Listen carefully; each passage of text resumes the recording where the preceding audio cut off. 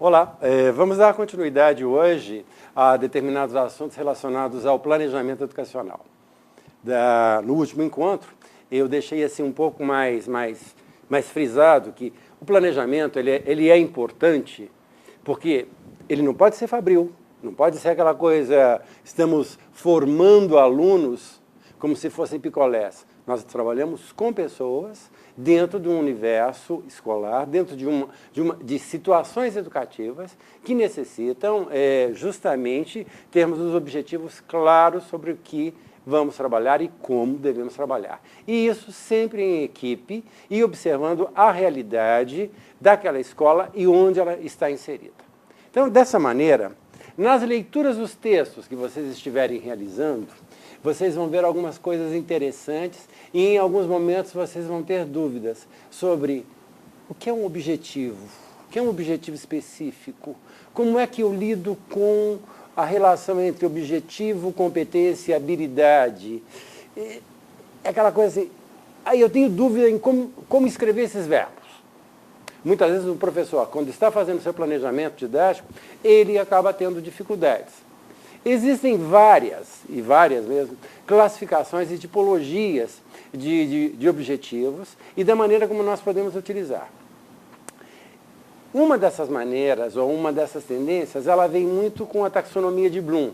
Embora muitos educadores fiquem com a orelha em pé dizendo, epa, a gente tem que ter atenção em relação a isso, porque pode ser um planejamento extremamente mecânico, mas a gente tem que ter um ponto de partida. Porque é muito bonito ficarmos trabalhando a educação justamente como se fosse algo lá nas alturas e só discutindo o que é educacional, ou o que é curricular, o que é didático, o que é acadêmico, em encontros entre os nossos pares, entre os professores, ou entre pesquisadores na área. Mas agora, quando a coisa vem para a realidade, é diferente. Você tem que saber justamente trabalhar com os instrumentos que se tem. Então, nesse sentido, deem uma olhada aí em alguns verbos sinalizadores de objetivos que eu tirei da taxonomia de Bloom. Não tenho medo nenhum em assumir isso no primeiro momento. Não se esqueçam, a perspectiva de trabalho é multirreferencial. E quando vocês vão olhar justamente os verbos sinalizadores, tem aqueles verbos que nós colocamos geralmente como objetivos gerais, que envolvem justamente aspectos do conhecimento, da cognição. Então, quando nós os utilizamos, sempre desejamos que os alunos apresentem enunciados, que saibam definir, que saibam descrever, que saibam relacionar, ou seja, que saibam justamente trabalhar conceitualmente esse entendimento sobre os conteúdos que estamos trabalhando. Agora, por que alguns deles estão aí riscados em vermelho? Porque vem aquela situação. Quando você constrói um objetivo geral, vem os específicos e vem a metodologia.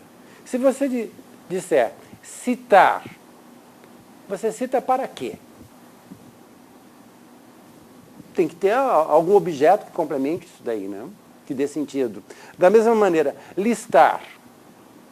Listar as 4 estações do ano. Para quê? Da mesma maneira, indicar. Eu indiquei, ou indique quais são os elementos mais propícios para... Isso eu estou dando um comando. E é muito complicado. Então, esses verbos que estão aí, com essas marquinhas vermelhas, procurem não utilizá-los. Da mesma maneira, nós temos verbos sinalizadores de compreensão. Quando nós queremos explicar, expor, caracterizar, estabelecer e os outros. Tá? Mas, veja, esse exercício que eu estou fazendo aqui, 1, 2, 1, 2, como é que vocês o explicam? Como é que eu poderia trabalhar esse exercício de compreensão do movimento do professor apresentando um conteúdo em um estúdio de televisão? Quando ele olha para a câmera 2 e quando ele olha para a câmera 1. Eu vou construir um objetivo que vai ser o seguinte: explique as lógicas ou as maneiras ou o funcionamento da movimentação do professor, ok? No estúdio de TV. Está mal formulado? Então, coloca um X em cima e escreve novamente. E escreva novamente o objetivo.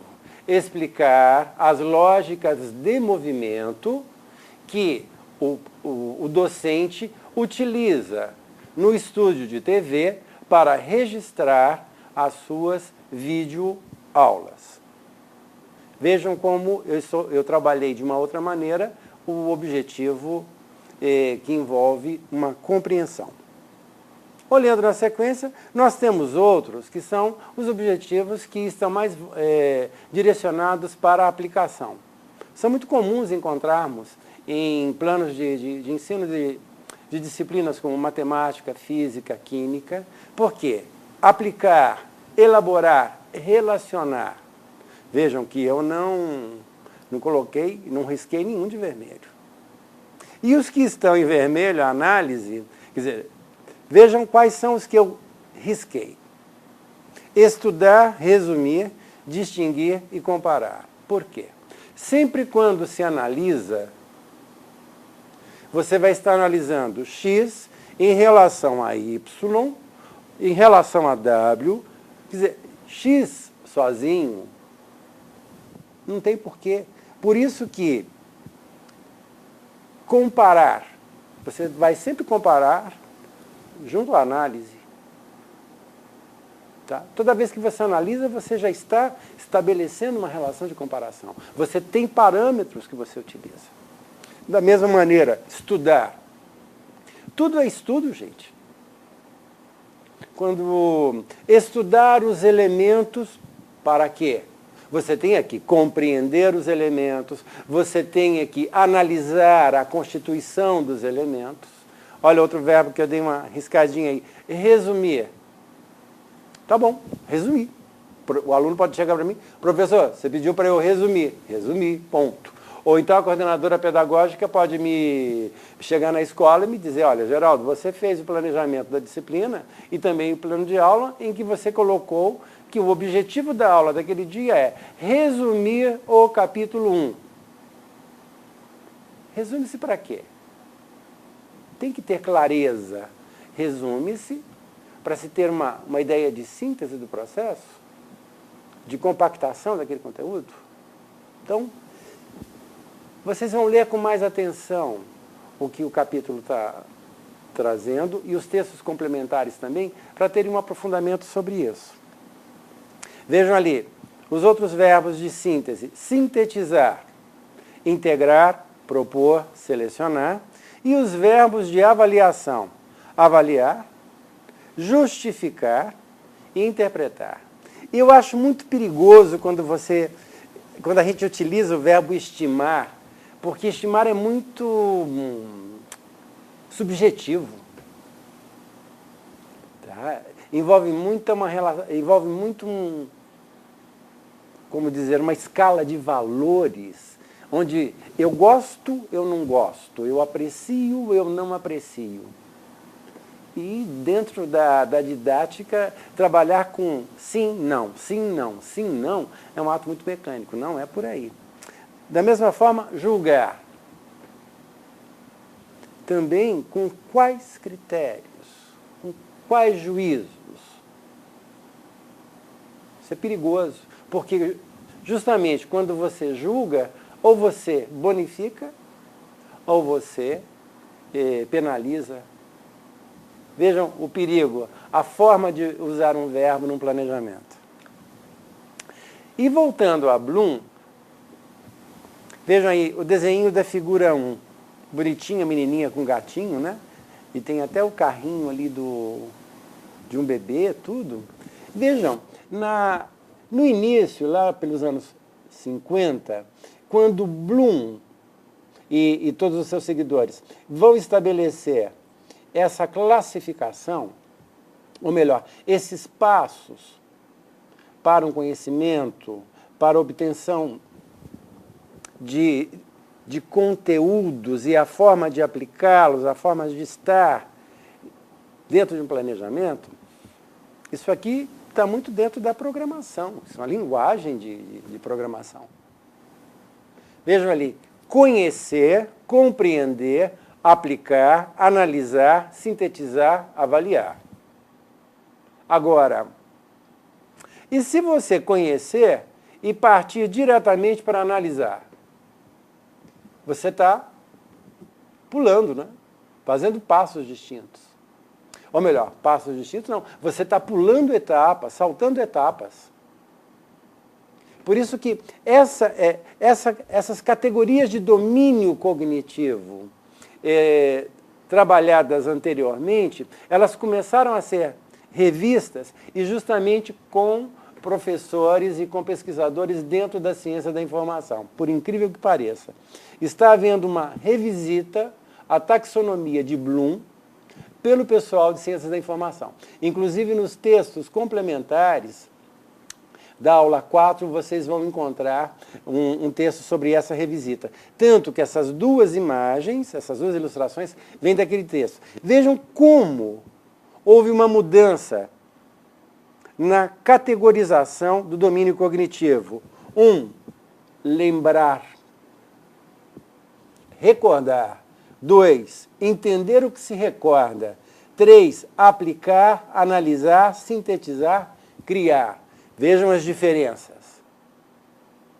E esses objetivos passam a ser revisitados, e eu acredito que é de suma importância que nos textos complementares vocês deem uma passadinha, em especial nesse texto. É muito bom quando você tem alguém da área da informação, da computação, discutindo aspectos educacionais e didáticos. É muito interessante, porque você percebe uma ótica diferenciada e que ajuda a todos os outros profissionais de uma maneira interdisciplinar. E aí nós partimos para as outras meninas, que se chamam competências e habilidades, que de uma certa maneira confunde todo mundo. Porque, como competência vem muito do mundo do trabalho, muito das ciências da administração, ciências gerenciais, e esse vocabulário, ele aderiu de uma maneira muito grande dentro da educação, e sobretudo no Brasil, na América Latina como um todo, com os movimentos de globalização, com todos os movimentos, o cultural, o econômico, o político, da globalização. Então, você tem que adquirir competências para melhor se formar, para atuar no mercado de trabalho. Eu sou contra o uso dessa palavra. Eu prefiro utilizar mais capacidades. Capacidades e habilidades. Existe uma briga teórica nos corredores acadêmicos sobre isso, que eu espero que ela venha mais à luz do dia, porque para cada competência você tem que ter uma habilidade. E tem determinados momentos que você não sabe se é competência ou se é habilidade. Aí você fica, meu Deus do céu. E nos planos de disciplina, planos de aula, você fica confuso. Eu tenho que usar objetivos específicos, objetivo geral, objetivos específicos, competências e habilidades. Em alguns outros, é um parágrafo só que coloca tudo junto ali, objetivos e competências e capacidades, fazem aquele grande balaio. E aí, como professor, é importante mais e mais leitura, e uma leitura crítica, para não ficar só deglutindo isso sem saborear, né? Então, quando tiver escrito aí, a competência, esse texto é muito interessante, tanto que eu deixei embaixo a fonte para que vocês possam buscar, possam se inteirar mais do conteúdo. Vejam, a competência, eu colocaria a capacidade. Ela implica uma mobilização dos conhecimentos e esquemas que se possuem para desenvolver respostas inéditas, criativas, eficazes para problemas novos. Muito bonito, né? Então, a competência de ter o domínio das linguagens, de saber entender, de saber interpretar, de saber aplicar. E aí nós vamos para as habilidades, que estão relacionadas ao saber fazer e, assim, identificar variáveis, compreender fenômenos, relacionar informações, analisar situações-problema, sintetizar, julgar, correlacionar e manipular, são exemplos de habilidades. Aí vocês vão me perguntar, Geraldo, o que nós vamos utilizar? Estudem, porque são questões que nós vamos estar discutindo também no fórum. E esse desafio ele é algo permanente em nossas vidas, enquanto docentes e educadores, porque as políticas educacionais e o que vem a elas aderentes em termos de proposições didático-pedagógicas são reflexos. Então, quando eu falo competência e habilidade, eu estou transformando a escola num chãozinho de fábrica, né? Então, a gente tem que ter essa atenção e pensar que os alunos não são picolé. Eu retorno àquela ideia anterior. Nós temos que possibilitar que eles desenvolvam as suas capacidades enquanto pessoas e que essas capacidades, essa leitura de mundo, esse aprender estar no mundo, possa dar respostas positivas, benéficas à humanidade como um todo. O que é comum vocês encontrarem dentro dos planos que vão estar exigindo para vocês, que serão exigidos para vocês nas instituições de ensino, sejam planos de ensino, um plano da disciplina, um plano de aula. O que vai variar muitas vezes é os itens que estão nele presentes. Aí está o plano de disciplina. E que vocês vão ter mais detalhamentos nos textos do capítulo. E, ao final, vem a avaliação, que é outra coisa, que é outro processo complicado. Sobre a avaliação, tem aquela que é tradicional, que a maioria de nós conhecemos. A gente assiste uma aula expositiva ou aulas expositivas do professor durante um período letivo. Nos é dado um material, nos é dado XYZ de conteúdos ali, e depois vem uma prova que, dependendo do momento, da hora, do seu estado de ânimo, da sua vida, você pode estar preenchendo questões subjetivas ou objetivas, você não pode estar, talvez você não esteja nem bem naquele dia, e em uma prova ou em duas provas, elas podem decretar que você está aprovado ou reprovado. Isso é perigoso. E é importante que a avaliação seja melhor trabalhada nos domínios educacionais. É uma das propostas que vocês vão estar estudando. Porque existem modalidades, existem diferenças de informação, como a avaliação somativa, que trabalha com o sistema de atribuição de notas. Ela pode favorecer elementos de comparação entre o ensinado e o aprendido, permitindo a classificação dos alunos. Possui um lado bem controvertido, porque esse sistema de notação ele é frequentemente utilizado pelos professores. E aí mora o perigo.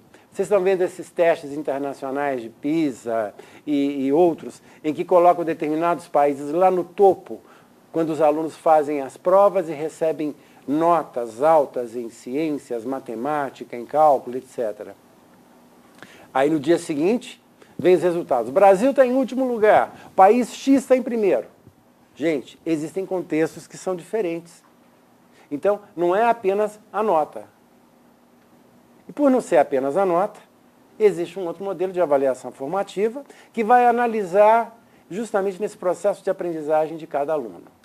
E a avaliação diagnóstica, que todos queremos chegar a fazer, é entender a escola como um todo, o aluno como um todo, e poder produzir justamente um processo de ensino, conteúdos, dinâmicas, técnicas com recursos que possam auxiliar esse aluno para que ele se avalie, se autoavalie e a relação ensino-aprendizagem ela possa se dar da melhor maneira possível. E, enquanto isso, leiam os textos e participem do fórum. Ok?